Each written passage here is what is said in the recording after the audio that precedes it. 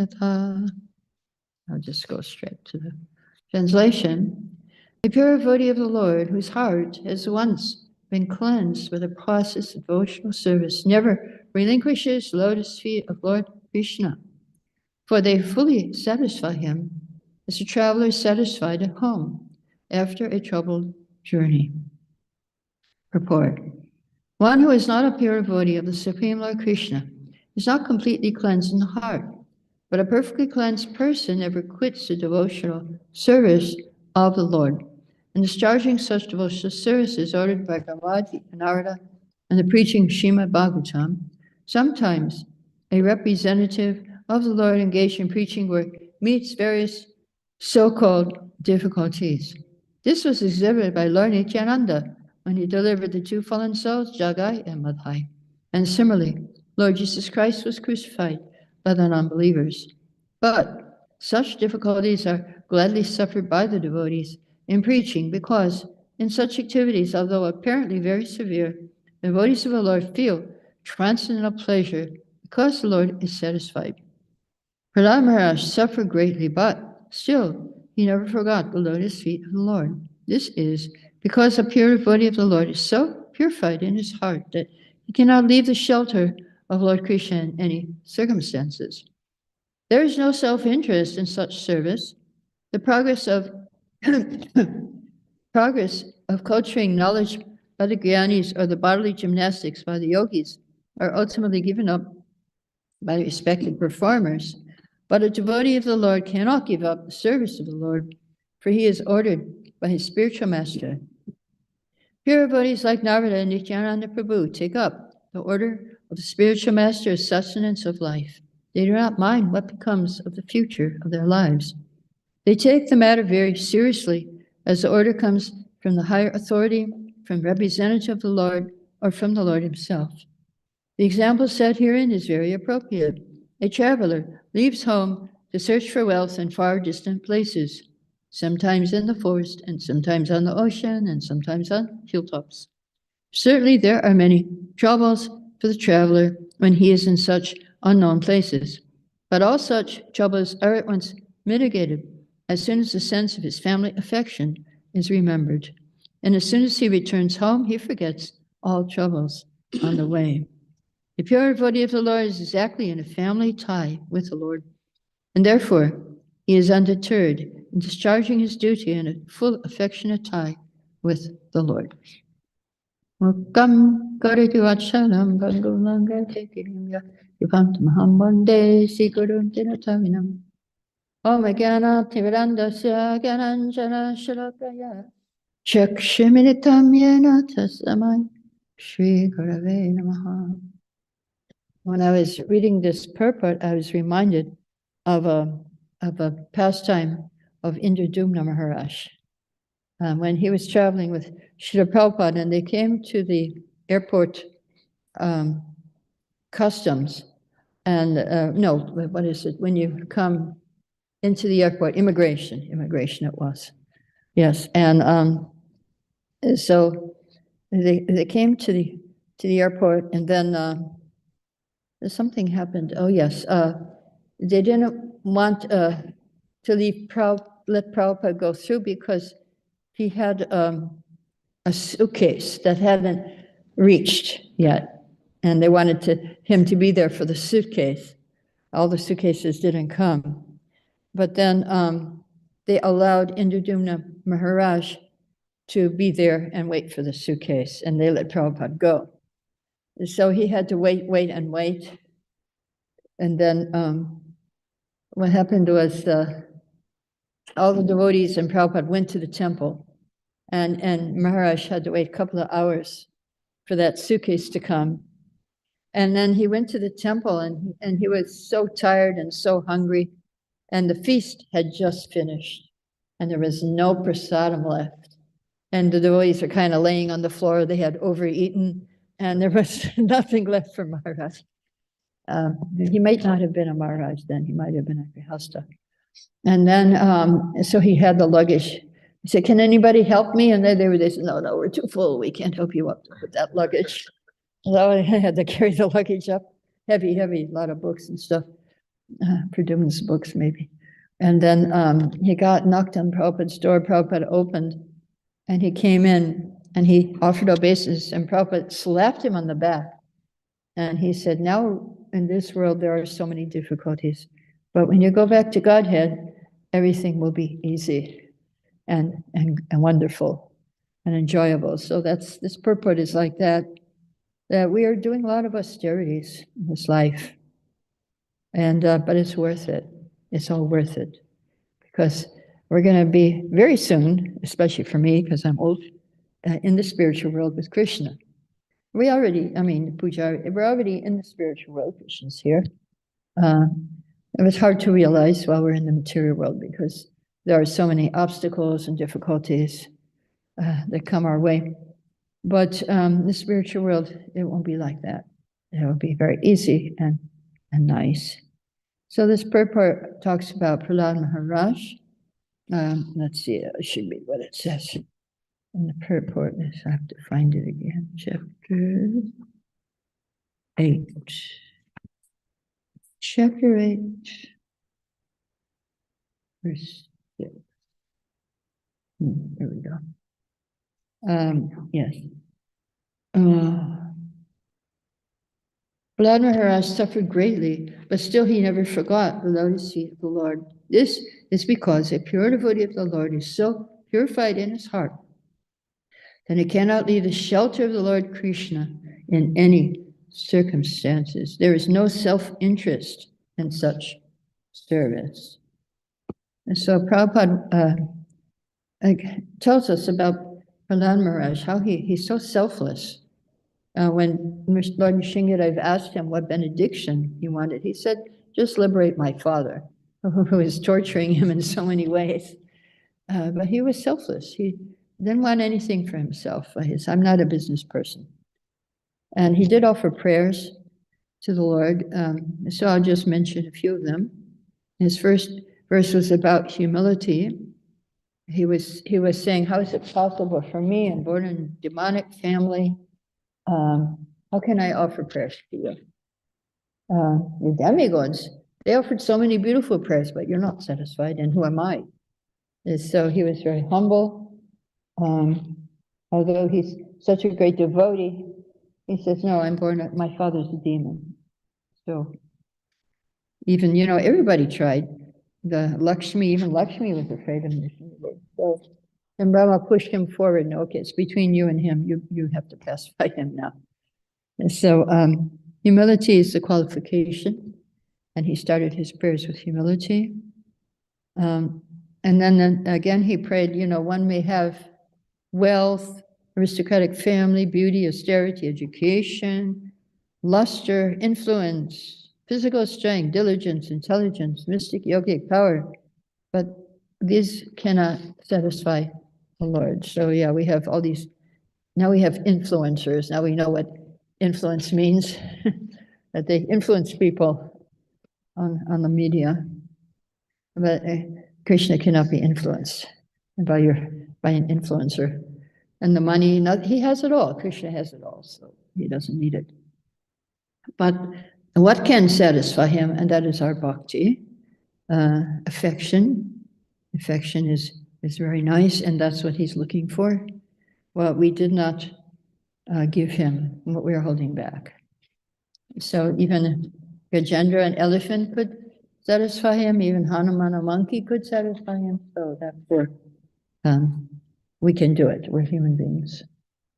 And then he says, if a Brahmana is all 12 of the Brahminical qualities, but is not a devotee and is averse to the lotus feet of the Lord, he's certainly lower than a devotee who is a dog eater, but who has dedicated everything, mind, words, activities, wealth, and life, to the Supreme Lord.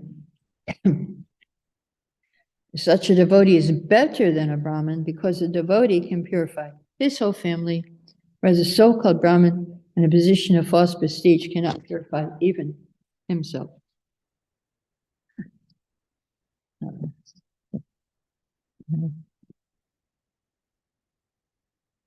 we go. Okay.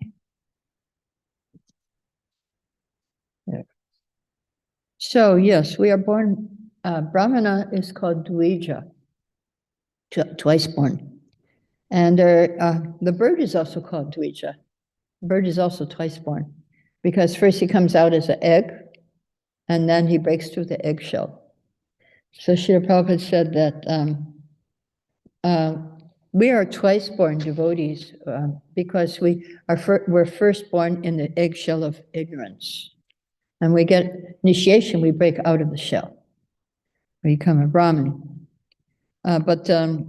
So a Brahmin, if he doesn't become a Vaishnava, then he cannot go out of this material world. He has to stay here, birth after birth. So yes, I told you a story last year, I think, about Indranuma Maharaj's mother. That he said, I tried my best to help my mother in spiritual life, but she said something might be out there. Then a few years ago, she telephoned Maharaj late one night, and she said, can you take me to Vrindavan? And he's so shocked, here she was debating the existence of God, and how you want to go to Vrindavan? And so then he said, okay, I'll call you tomorrow and we'll discuss it. So next morning he called, the brother answered, said, can I talk to mom? And the brother said she passed away last night. So yeah, and Maharaj said, well, how? And he said, yeah, she had cancer. She didn't want to tell you. But she got all those books that you sent her through the years, and she started reading them. And she was underlining passages, and she got your tapes from your tape ministry. And she said, no, don't tell him. She didn't want to contact. And then finally, she did. So Maharaj said, well, did she say anything at the end? And she said, yes, she did. She said, don't lament for me. I'm not this body. I'm eternal spirit soul. I'll never die. I'm going to Krishna. So with that, she left her body. So this is, according to Srila Bhaktisiddhanta Saraswati, if a pure devotee is born in a family, then 100 generations before and after are liberated. If a medium second-class devotee preacher is born in a family, 14 generations before and 14 generations after are liberated. And if a neophyte, new devotee is born in a family, 3 generations before and 3 generations after are liberated. So just keep chanting and you liberate your family. So then Prahlad, in one of his prayers, he says, Lord Nrsimhadev, because of my association with material desires, one after another, I was falling into a well full of snakes, a blind well, following the general populace. But your servant, Narada Muni, kindly accepted me as his disciple and instructed me how to achieve this transcendental position. So my first duty is to serve him. How can I be of service? So we were in a blind well, a lot of us, or most of us, or all of us. And that is the snakes. The snakes are the senses. The senses are biting us. And we're in this dark place. That was, of course, before we were devotees. But now he is, Prahlad is face to face with the Shingadev. And he's not saying, okay, Lord, what can I do for you? He says, no, I want to serve. What can I do for your pure devotee? I want to serve your devotee.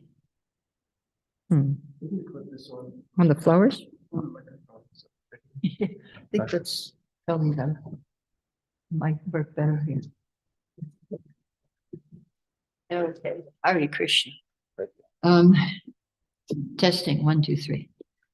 So he's face to face with the Shingadev, and Prabhupada also said that this is the Vaishnava behavior.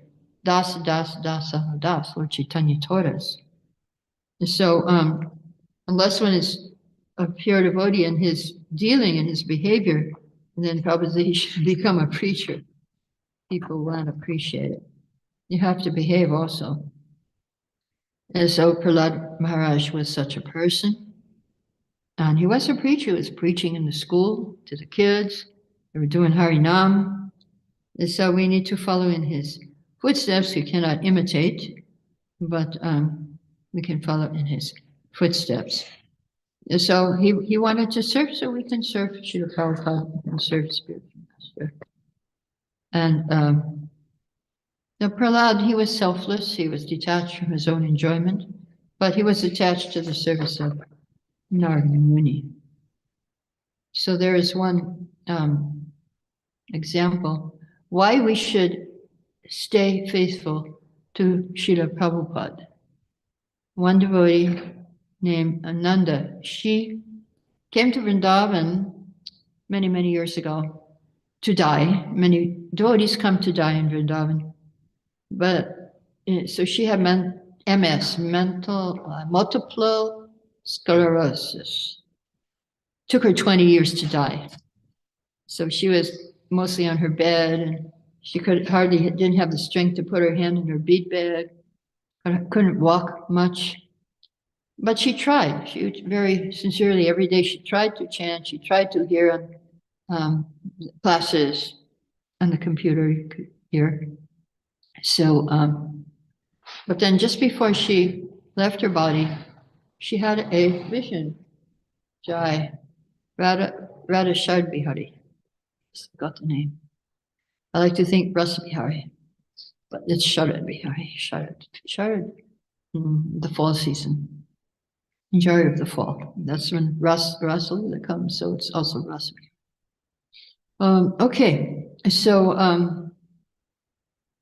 Nanda Devi, she was having a vision of Srila Prabhupada before she left her body. And she was walking on the road back to Godhead, and Prabhupada was right next to her, walking on the road. And there were people on both sides of the road, and they were criticizing her. Oh, no, she can't go. She's a woman. She didn't follow properly. She couldn't chant her rounds every day. She didn't go to the temple hardly. They're all criticizing. And then Prabhupada turned to them and he said, it's okay. She's with me. So therefore, and all the criticism stopped. They started praising her. Because so that's our qualification. We just stay with Srila Prabhupada and we can go back home like this verse and become a very happy traveler back home, back to Godhead. Yeah, I'm also a happy traveler. When you travel a lot, it's hard to know actually where you are. Sometimes I wake up and I don't know where I am because I'm always in a different place.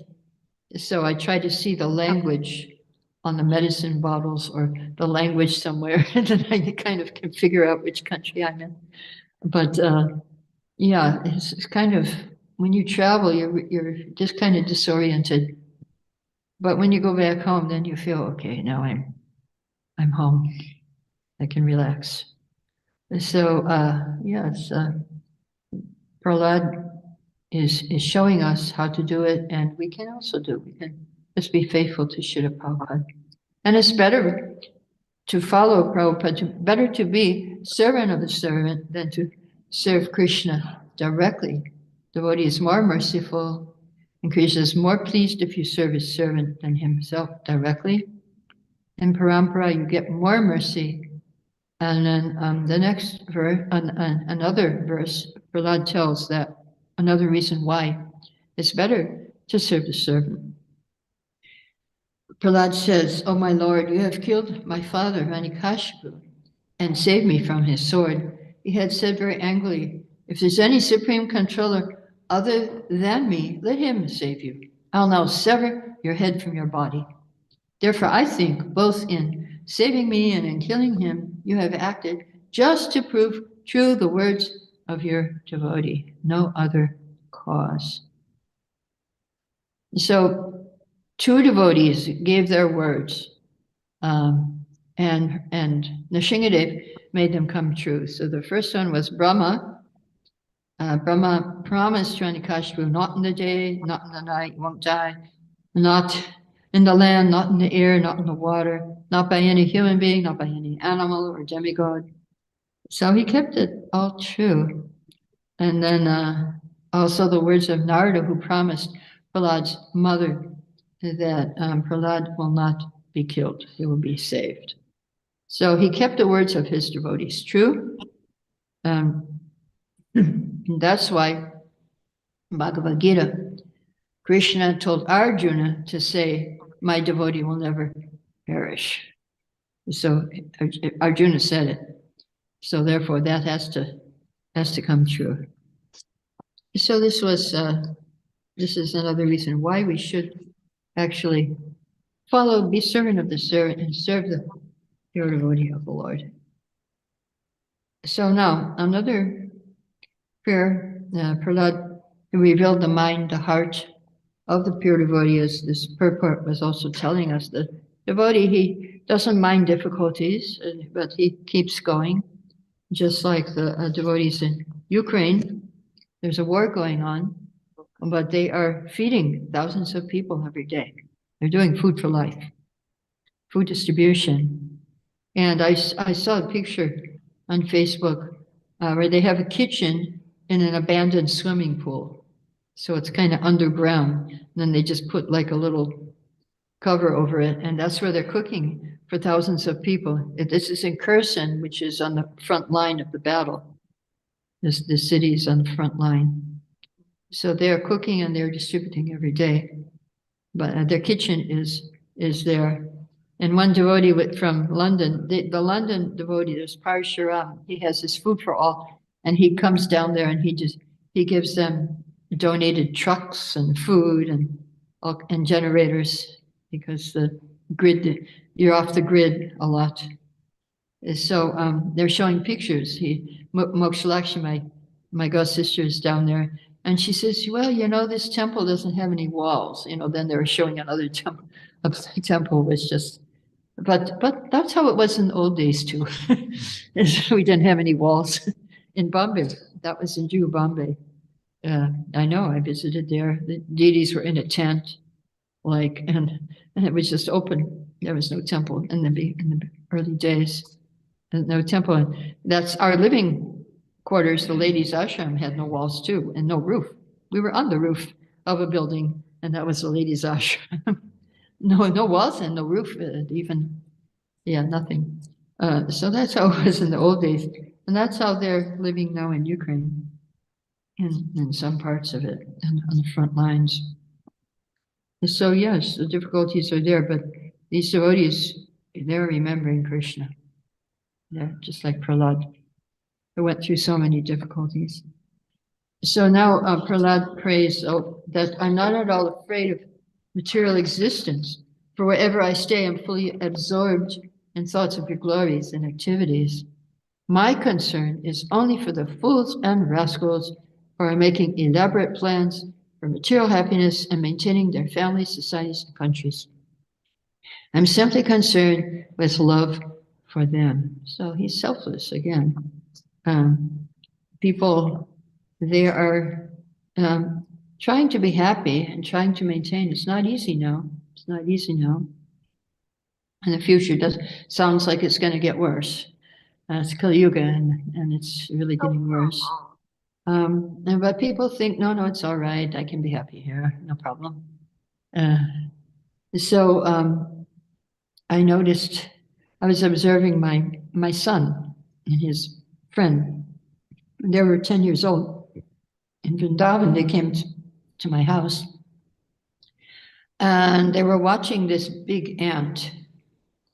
And the ant had a huge piece of food on its back, but it was so big it couldn't go straight. It was going around in circles. So they were observing the ant, and they said, let's help this ant. So they took the big piece of food and threw it, and the ant went straight. So that's how people are now. They've got this huge burden on their backs, and they're going around in circles. Yes. And so sometimes Krishna takes it, but the best thing is if you use it in Krishna's service. So you don't have to throw the thing away, but you can give it to Krishna. Use it in his service.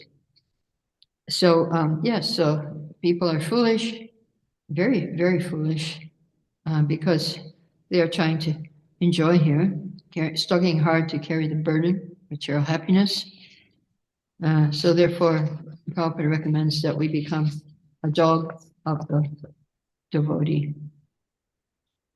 So then Prahlad prays that, I see there are many saintly persons, but they're interested only in their own salvation, not caring for the big cities and towns. They go to Himalayas or forest to meditate with vows of silence. They're not interested in delivering others. As for me, however, I do not wish to be liberated alone, leaving aside all these poor fools and rascals. I know that without Krishna consciousness, without taking shelter of your lotus feet, one cannot be happy. Therefore, I wish to bring them back to shelter at your lotus feet. And so in the purport of that verse, Prabhupada says, every member, first of all, he says, devotee is not interested in Soka meditation in Himalayas or forest. Rather, his interest is in the busiest part of the world where he teaches people Krishna consciousness. So like Philadelphia, it's a very busy place. Then Prabhupada says, every member of the Krishna conscious movement is interested in going door to door to try to convince people about the teachings of Bhagavad Gita. So there's one of my friends from Australia. In the early days in China, he was preaching there. There was no yoga. Now they have yoga centers and things. So yoga is acceptable and devotees can also preach through yoga. But in those days, there were no such things. So one time he went to a Buddhist monastery and they were just having kirtan. They weren't really giving the philosophy, only kirtan. So my friend, he was sitting in the audience next to one of the Buddhist monks. So the Buddhist pointed to his sika. What's that? What's that? So, that's a sign that I belong to this movement. Then he said, oh, okay. What's your philosophy? I said, yes, that we are all belonging to the Supreme, and we should see the Supreme everywhere. He couldn't really say Krishna. Then he said, well, what do you do? He said, well, we go town to town, village to village to spread our philosophy. So the Buddhist monk said, oh, you are higher than we are because we don't go out. We're afraid to associate with these people that will fall down into Maya. And so this is what's happening. The Devotee's a preacher. He wants to help others. There might be difficulties like these Ukrainian devotees. I know two of them, they did lose their lives. Some bomb hit the Food for Life in one of the places, but they're still going on. Other people are taking their place. And so Prahlad was very selfless. He wanted, he knew he was going to go back home, but he wanted to take everyone with him. And so that's, the traveler, the devotee, he travels, but he also wants to take everybody with him back to home. And then he's happy, and everyone is happy too with him. So that's what this verse is about. Do you have any questions, comments? Mm-hmm. Thank you so much. This is very enlivening.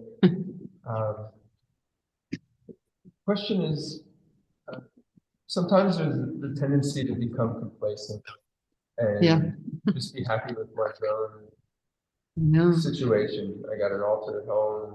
I offer my, boga and have prashadam with my family, and that's good enough. But there's really no time or really a lack of desire or understanding of the need to preach and expand Krishna consciousness. And that's, if you take a risk for Krishna, then that's the way you can advance in Krishna consciousness. No, there's three things, according to His Holiness Sachinanda Swami. You can make your sadhana better. Try to improve your sadhana, your chanting, your reading. Second, you can pray for bhakti with taste, because often we do it mechanically. Just like, turn on the switch, Hare Krishna, Hare Krishna, Hare Krishna. Okay, finish. Turn off the switch. And we're done. So then, don't try to pray for bhakti with taste. And then the third thing is to take a risk for Krishna. And so that's the thing that people don't want to do, go out of their comfort zone. I think they started something new in Australia, in New Zealand, just saw it. 1 book a day. So everybody does 1 book a day. He distributes 1 book a day. But when I look at the world situation, I look at America, I see there is a crisis here, and ISKCON should do something about it. Indeed, I don't know about Philadelphia, but I know New York, Chicago, Denver. I've seen there's all these immigrants coming in, and it's a problem. So then ISKCON should do food for life. Now they said in New Vrindavan, he said there's a goal in 12 years or 10 years or something. In 5 years, he said they want to make some millions of devotees. And I said, yeah, go give food to all these immigrants and make them all devotees, and then they won't cause trouble anymore. Devotees of Krishna, and you get so many people to help you on the farm.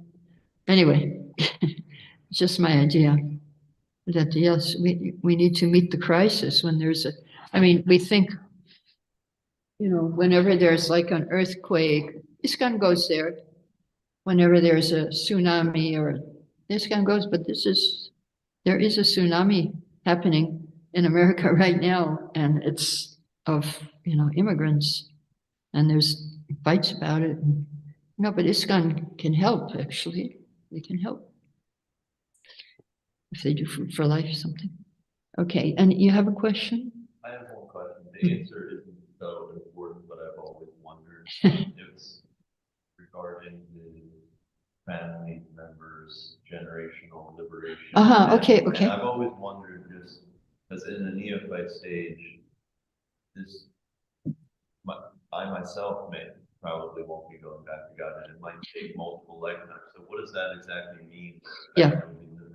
This lifetime, or is it just? Okay, so the question is, in case you didn't hear, what kind of liberation do your family members get? And that question was asked to Srila Prabhupada. What kind of liberation do your family members get? And Srila Prabhupada answered, they will become devotees. That's their liberation. So they do have to work at it, most of them, but there are exceptions, like parents of devotees. There are cases where they just go straight and they don't have to come back. We may not go, but they go. And they go immediately, even though they're not following anything. But they can go. There are examples and cases of that. Prabhupada did say also, one devotee's mother left her body, her last words, "Is your Krishna here?" And he probably said she went.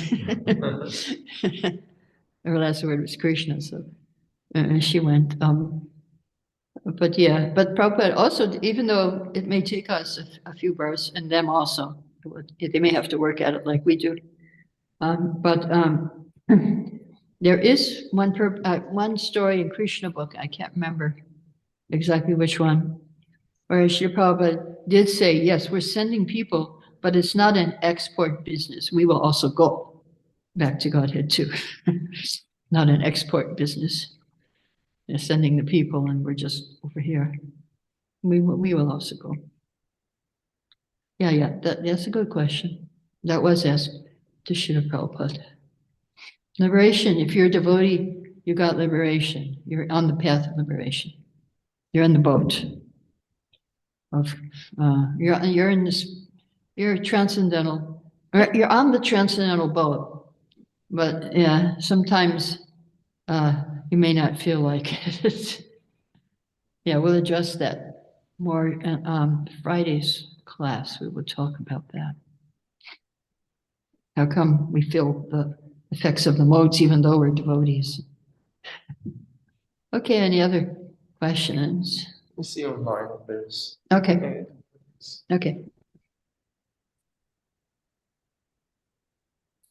Hare Krishna devotees online. Do you have anything that you would like to ask? Oops. Hare Krishna devotees online, any questions that you may want to ask? There is no question, Prabhu. Hare Krishna Mataji. No. That was really pleasing to hear. Okay. I like the most, when you said like people want to carry burden, they're really foolish. And when we take away our burden, the example you gave for the ant, that was really I like the most. Thank you, Mataji. Oh, yeah, yeah, these little kids are 10 years old, most kids would just smash the ant, but these kids were, oh, poor ant, they were actually compassionate to the ant. The woody kids. Thank you so much, Mataji. Hare Krishna. Hare Krishna. Anyone else?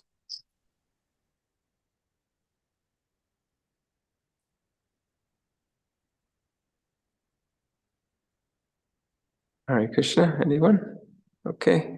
All right, All right. place to Prabhupada? Yeah. Hare Krishna. Hare Krishna. See you on Saturday, or tonight. Yeah. NOI tonight. Yeah. Tonight the class will be given in the temple room. And Saturday, it'll be on Zoom, but we do encourage you to come for the morning program and be here in the temple room. It's nice. You're able to see the deities, take darshan, have the association of the devotees, as well as have breakfast prasadam together. So thank you, Mother Narayani. Srila Prabhupada ki